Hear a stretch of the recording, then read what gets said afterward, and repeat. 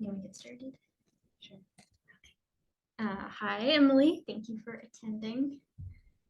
We're going to do a quick tour through the data resources on student retention. So I'm Anna Croyle, and I'm joined by Mary and Preston, and we're both in the Office of Institutional Research. So the goals of this short workshop are to point out some key resources. So first, what is retention? How is it calculated? Where can you actually find those rates on our website? Why are they important? What can you learn from them? And then who can you contact with questions? And I'll give you a sneak preview. You can always contact us.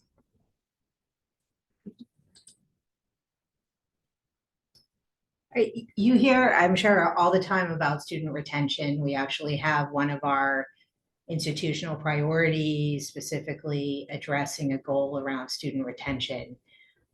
Student retention, as we're talking about it today, is defined pretty narrowly as sort of what happens to a group of incoming first-time students, freshmen, and whether they come back the following fall. And then some of the resources actually have you going to the fall after that, sort of a first year, second year, third year retention.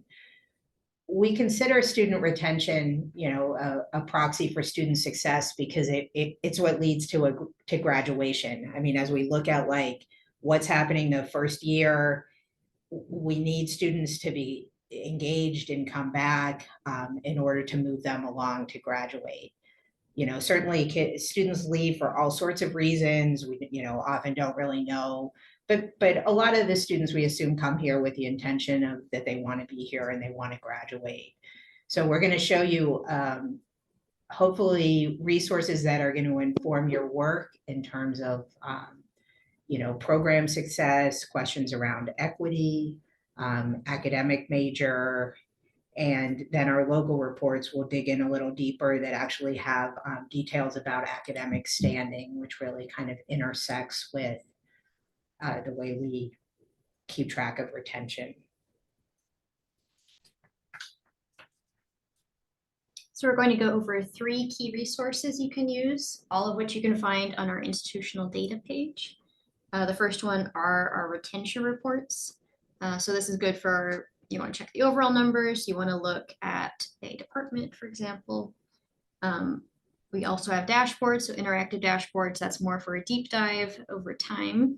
Maybe you want to compare demographic groups. Maybe you want to see retention into even the 2nd, 3rd, 4th year. And then our final resource is the SUNY BI dashboards. So that has data not just from us, so you can do comparisons with some of our peer institutions. So you all signed up for this workshop. I'm assuming that you have some questions around retention. So as you're watching this, I think it's most helpful to think about a question or two ahead of time, and then maybe you can connect it to one of the resources that we're going to show you. So if you have sort of detailed questions about, I put how many undeclared freshmen disqualified in incoming fall 22, what happened to them in fall 23, any questions around academic majors, maybe, you're in EOP, what was our EOP retention rate, those sorts of things. We then, like Anna said, each different resource kind of lends itself to answering different types of questions. And the dashboards show you trend data, which is just really amazing, and also allow you to filter and kind of look at things in multi-dimensions. And then the OBIEE, sometimes it's really helpful because we can be like, oh, our retention rate, but then you look at the other comprehensives and you're like, yay, we actually did well, or everyone's kind of taking a dip, or did a little bit better right after COVID. So that one's a good one, I think, for perspective. I always really enjoy kind of looking at questions, like I said, around the academic standing stuff to really get an idea of, are people leaving in good standing, or are they leaving because they're not in good standing, and how many students, say, in different programs are registered but are at academic risk. So we have all of this, and hopefully you'll see its use for your work.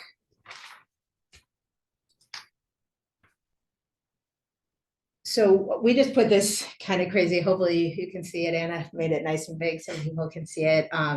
Just to give you kind of a snapshot about how our local assessment or retention tables are formatted and some of the terminology that we use. So this table is where we would maybe answer the question, how many undeclared freshmen disqualified? So like I said, the retention is defined from one fall to the next fall. And we have a set of categories here at school, and then the totals along the bottom. So we have the total distribution of students in the different schools. We had 1459 freshmen come in fall 2022. CR is our secret code for currently registered. So that is what captures the students that were retained the following fall. So that's where you're seeing that overall retention rate of 70.7, which was our retention rate, our fall 22 as of fall 23 retention rate. And R stands for not returning or not registered, depending on who you ask. And then the disqualified students are categorized as well. So those are the three different categories we use. Okay. Our second resource we're going to go over are the retention dashboard. So you may be familiar with our Tableau dashboards. They're interactive dashboards that anyone in the university can access. You can explore data you need, look at the level of detail that you need. And they're really meant for you. So if you have any questions or needs about them, please ask me. So I'll show you quickly where you can find these dashboards. All these resources we're talking about are under institutional data. The dashboards are housed in this document. And we can look for retention.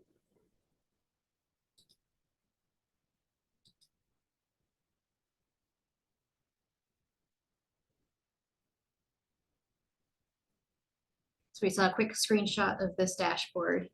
But some of the common features you can explore now that you know those resources here are looking at retention over time. You can see the first year retention has taken a big dip.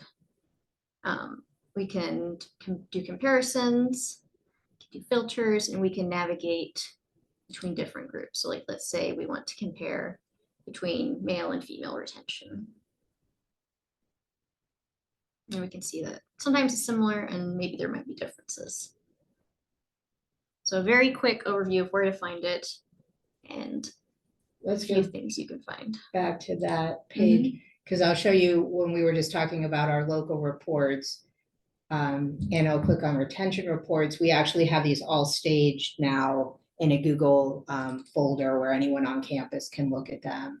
So they're arranged by cohort.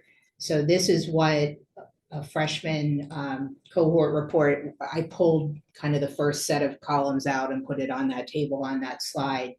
But you can see that there is a lot more detail available in all of the different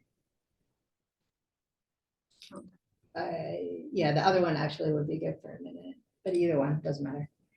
If you look down the side, like, so we have all different demographics, first generation, county, all different things. So you can just go and explore in there, questions around STEM, honors program. If there's some suggestion that you have for putting in there, we're able to keep those summaries. And then the colored columns here are details on the group of students, say that were non-returning. I said how many were non-returning, but were in good standing. About half the kids that didn't come back were in good standing, 52.5%. And then, as expected, a lot of kids that were in AP, they didn't disqualify, but they left because they were at academic risk. And then in the last column might be interesting to people who are providing academic support. You can really see the number of students who are registered, but are in those categories. So adding those all up, that's like maybe 25% of the currently registered freshmen from last year are at some academic risk. And then I know the other one popped up a little bit, but there's one by academic major as well. And this is, I think it's pretty much the major at the end of the first semester. So it's not, there's a lot of changes, and this isn't retained in the major. This is retained at the institution, but these are their incoming majors. So I encourage you to go find your major and that you're most connected with, if we have faculty online, and you can look back a couple years in here to see previous reports that are formatted in exactly the same way. All right. So those are 2 resources so far, reports and dashboards. And then our last one is drawing from SUNY's dashboards. We're not actually going to pull this up right now, but a brief screenshot of the retention dashboard. Yeah, so if you have access to SUNY OBIE, you'll be able to get in there. We have access to a lot more dashboards and even able to build information, but this comes from the SUNY data warehouse. Alla in our office provides our data to SUNY, as do all of the colleges in the system, and then we're able to see everybody else's information. So what we did here is we just pulled up the retention dashboard and are looking at all the other comprehensives of their fall 2022 cohort to compare how we're doing. You'll notice that this is like 70.3, whereas I had on the other one, 70.1 or 2, or I think it might be, sometimes they're slightly different just because of very minutia ways kids are coded. But in general, all the resources should be consistent, but you can look at kind of, where we stand among other comprehensives.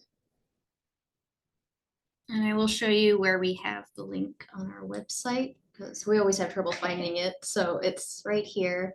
It'll lead you straight to the login. It's a single sign-on. So under institutional data.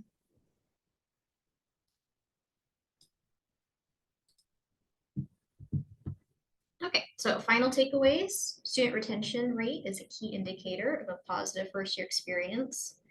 If they're not returning, that's a bad sign, and it's a good metric to keep track of. So using these 3 resources, we have the reports, the Tableau dashboard, and the SUNY dashboards. You can explore retention from a range of perspectives. So which students are not staying past the first year, which students drop out their second year, et cetera, and how do we compare to our peers? And as Marianne noted, data may vary slightly between sources.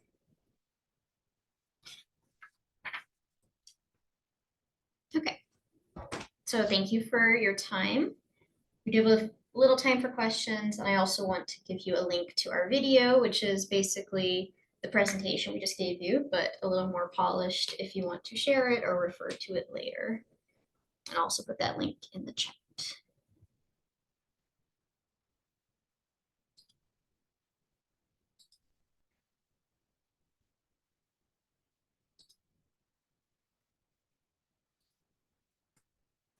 Here's the video.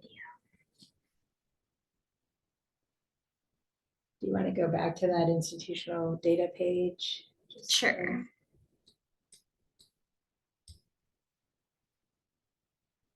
I think we both encourage people to go to this page. There's a lot of information that might be helpful. Mhm. And I think if you know what information is sort of readily available, it may help. Like I said, you formulate questions, your assessment plan, indicators, that sort of thing. And then we can always do a little customization or whatever to help you. And the dashboards in particular are built to fit your needs. So if they're not quite fitting it, please let me know and we'll figure it out a better way. All right. Any questions from the people who are on Zoom?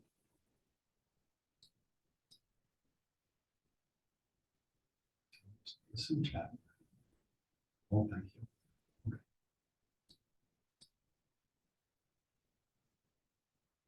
Thank you for the nice messages. All right, in that case, Okay. I'll stop the recording.